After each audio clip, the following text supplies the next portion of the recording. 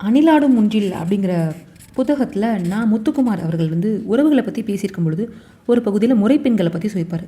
முறைப்பெண்களே 2 பெண்கள் உண்டு. ஒன்று மாமா பெண்களும் முறைப்பெண்களாக தான் வருவாங்க, அத்தை பெண்களும் முறைப்பெண்களாக தான் வருவாங்க. இதில் 2ல் யார் பெஸ்ட்டு அப்படின்னு ஒரு பட்டிமன்றம் நடத்தி அதில் தீர்ப்பு சொல்கிற மாதிரி கற்பனை பண்ணி நான் முத்துக்குமார் அவர்கள் எழுதியிருப்பார். அதில் ஃபஸ்ட்டு மாமா பொண்ணை பற்றி பேசும்போது நான் மாமா பொண்ணு அந்த சைடில் இருக்கிறவர் பேசுவார்.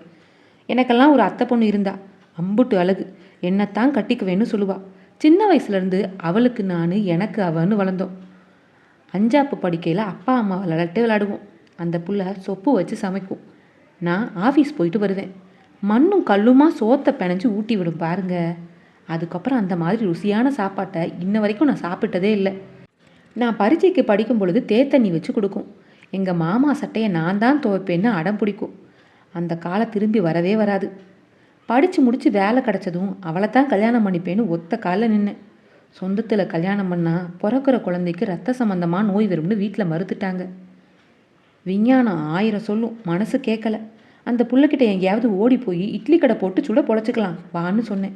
அதுக்கு அதை சொல்லிச்சு, எனக்கு பிறக்கிற குழந்தை நல்லா இல்லைன்னா கூட பரவாயில்ல, உங்கள் வம்சம் தலைக்கணுமாமா, வேற பொண்ணை பார்த்து கல்யாணம் பண்ணிக்கங்க அப்படின்னு சொல்லிட்டு ரொம்ப நேரம் அழுதுகிட்டே இருந்துச்சு. அதனால் மாமா பொண்ணு தான் பெஸ்ட்டு அப்படின்னு சொல்லிட்டு ஒரு சைடு வாதாடுற மாதிரி இதை முடிச்சிருப்பாங்க. அடுத்து வந்து அத்தை பொண்ணு பெஸ்ட்டுங்கிறதுக்கு இன்னொருத்தர் வந்து பேசுவார்.